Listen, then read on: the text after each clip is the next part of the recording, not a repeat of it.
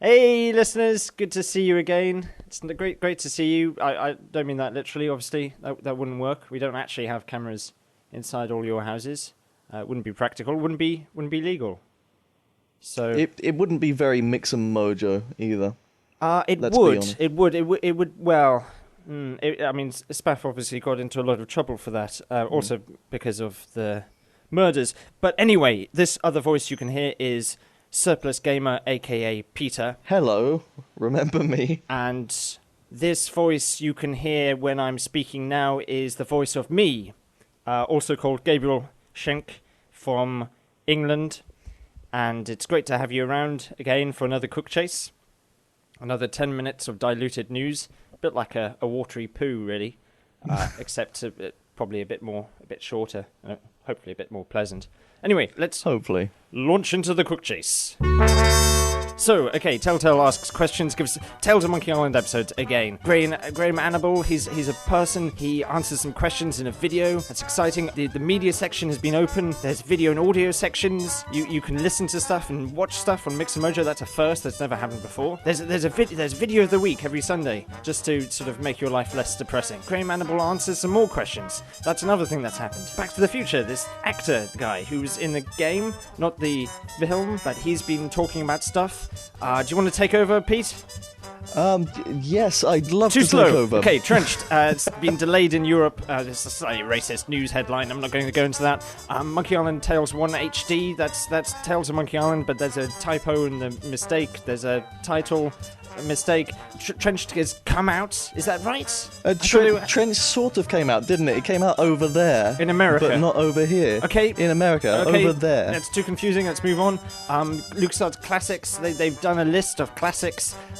Star Wars Galaxies is closing down. That's very sad. Yeah.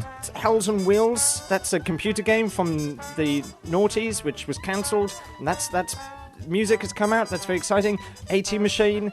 He's come back from the dead. He's unearthed all this screenshots and stuff from computer games that you didn't know existed, like The Dig and Loom, and minor little rooms that were edited out, and they're in French magazines. It's very confusing. There was a few podcasts, and there was an article about lucidity, and there's a Fate of Atlantis things that you can buy off the internet. Yeah. And finally, there's a fan has done Maniac Mansion tracks from something that isn't from the game. And that's the news. So it's on that last point, this is not actual Maniac Mansion tracks. I haven't read this news post. I don't think it is. What I gather, this is this guy called Joseph Flatt has made these tracks, which are music that he reckons might have been in the game, but wasn't in the game. So it's sort of inspired by the game. Metaphysical music. It's a notional idea. Yeah, which is kind of it's an angle that's not attacked very often in the tribute music. Because I could go out in the streets tonight, murder some people, and say that was a scene that wasn't in Maniac Mansion, and justify it as art. But would it be art? Yeah, so what you're saying is basically this is leading us down a slippery slope towards just mayhem. I'm saying it could justify anything. Yeah. Yeah, and but yeah, I think it's I think it's quite interesting these Indiana Jones things that have recently been unearthed as well. These Atlantis artifacts. What do you think about that? Right. Well, he's selling them for like 35p or something, or 35 euros anyway. Which is quite remarkable considering how rare and old that they must be. Yeah. Well, I think there might be replicas. Is that the idea? Wait, replicas? Yeah. Oh. I think it's like a thing that you can buy, and it's like a thing of a thing, really. Oh. I don't know what I'm talking about. This is very confusing. I wish I'd known that, because I've just put in this massive order for Orichalcum. Right. You can't actually buy that, though, can you? In anticipation of being able to use it in these artifacts. But if they're just replicas, then I'm just going to have a whole bunch of Orichalcum that I don't know what to do with. You can stick it up your bum. That's true, yeah. That's what I do. If you've just tuned in, you're listening to a podcast. I think I should explain what a podcast is. It's a bit like a book, except instead of reading the book, you're listening to it, and instead of being a book, it's a podcast. Sorry, carry on. So, no, that's all I had to say, really, about that. I'm just... I have to admit, I'm crestfallen. Let's talk about the comments for the B-Series podcast that was released. Yes. I don't know if you listened to the B-Series. It's about 100 minutes long, so nobody actually has the time to listen to it. It was very controversial. I remember gunfire, talk of baths. It was very confusing. Right, yeah, there was those bits. So you listened to the end part at least. Anyway, so John N.A. made a comment that's confused you. Can you tell us about that? Yeah. Well, basically, I was listening to this and I thought, it would be nice if I was back on a podcast again. So I said, I just casually mentioned in the comments, I'd love to come back sometime, and if you'll have me. And this John N.A. Said the following. He said, "I vote for you. If and only if LT wasn't available, you and LT in the same room are like the same poles of two magnets trying to attract," and then that's crossed out, and this says talk with each other. And okay, are you attracted to Dan? I don't know how to answer that, to be quite honest with you. I tell you what, when I read that, I was quite... I'm very attracted to Dan. I mean... He's very handsome. I'm sure he is, but on the one hand, I was delighted that someone thought to respond to my comment with anything other than, who the devil is this guy? Because I haven't been very good at being around lately, but on the other hand, I have to admit, John, I am baffled. That's not a right response. I think you've got to be playing up the homoeroticism. Everyone loves the gays, so just loving up Dan, so we get the mental image. Well, we love the whole idea of the relationship. Listen, if you want to be honest, I feel there is some tension there, and I just wish there was some way that our two separate species could communicate, but call him up. But like those magnets, we just keep on. I'll send you his phone number. It's a date. I wouldn't know what to say. I'd feel like all of my words would just reflect off him. Do I hear civil partnership bells? I feel like... Opposites attract. But that's the point. That's the point. This guy is saying that we're the same poles of two magnets, not the opposite ones. If we were the opposite, it's a confusing image. If we were the opposite poles of the magnets, we would attract. But as it is, we're doomed to be separate. Oh dear, that's tragic. It is. Talking about tragic, you were talking about Trenched earlier. Yes. You seem to be angry about this. The fact that it's been delayed. I am angry about it because I love me a Double Fine game, and Trenched is one of them Double Fine games. And I'm a little bit sad that it's delayed. I don't know why. I cannot give a fucking shit about it. Why not? It looks like the most boring piece of shit I've ever seen in my life. Why would you say that? Well, okay, look, for start, it's like shooting or something like that. Okay, now why is shooting automatically dull?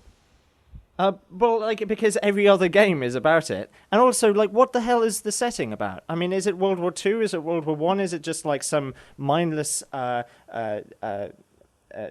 match of everything? No, let me talk to you a little bit about the setting. The setting it's an alternate history setting where this event happened, and it caused two people. It's a very comic book setting in a way. It caused these two people to become super geniuses, and they developed in two different ways. So this one... Sorry, what's the event? What happened? There's some sort of alien broadcast or something. I don't know the details. Some sort of alien broadcast. I don't know the details of that. Sounds thrilling. But do they know the details? No, it's not important. The important is the effects of it. The story's not important in the game. No, the important thing is the effects of it. The effect is that one guy becomes this... Or two guys become super geniuses, and one of them and they're both crippled by this event as well. But one of them decides that he's gonna. So they're disabled. Yeah. Basically, they are no longer able to walk, and so one genius decides to solve this by building these big mech legs.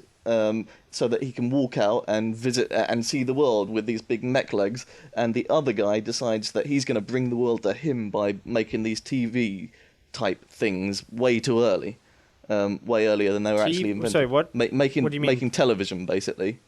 So it's set. It at the start of the game. It's set in World War One, sort of thing. Is it? I don't know the exact period, but it's quite. It's sort of pre-TV.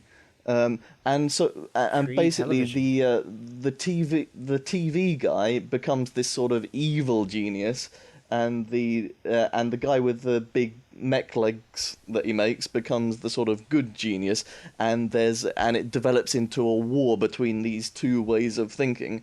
And okay, right. I mean, that sounds vaguely interesting, but like shooting, why should I care when there's so many other shooting games? They'll probably do it better because it combines a lots of different types of gameplay in quite interesting ways. So there's a whole sort of as well as the shooting, there's a whole sort of strategy element. Like I don't know if you've ever played tower defense games, but there's that sort of element to it, where you... Okay, well, I mean, Tim Schafer's got a bad track record of combining action and strategy, doesn't he? If you look at Brutal Legend. But... Oh dear, what a disaster. But a lot of the reaction points towards people having received this really well, so it seems like... a lot of people are saying that past Double Fine games have got by in a big way on their charm, which I would agree with. I enjoyed the gameplay as well, but I would agree that a lot of the goodwill for those games is based on their just general charm, whereas this one, it still has that charm, but also it has succeeded quite significantly in the gameplay. Okay, well, that seems to be the response to the game so far. But what's the mindset that says kind of, okay, this game has been delayed, oh, that's so annoying? Because surely you can just wait for it. I mean, what makes you want to play it immediately? Because, well, I really was genuinely looking forward to the game. I've been following. You know, they've been quite buddy with the site Giant Bomb. Yeah, they haven't been buddy with us. I've noticed. And the bastards. That's true, but I do follow Giant Bomb because it's it's a good site. It's a proper website. It's not Mojo. It's no Mojo. It's a lot better than Mojo. But it is a good website, and I've been following the pre-release of that game there, and I was really sort of hyped up to get home and play it, and then it just didn't arrive, and I was sad, Gabriel. I was sad. Well, cry me a river of tears. I will. Problems of the first world. Anyway, we've got to end now. Yeah. Otherwise, this is going to turn into a B-series podcast, and we'll have to pay extra tax. Yeah. You are an improviser, is that right? I am. Can you sing? Can you sum up the entire podcast in a song? In the style of Geoffrey Chaucer?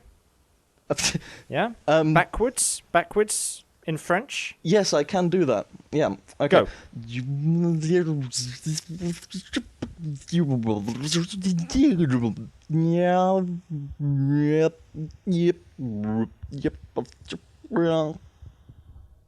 sir, are a genius.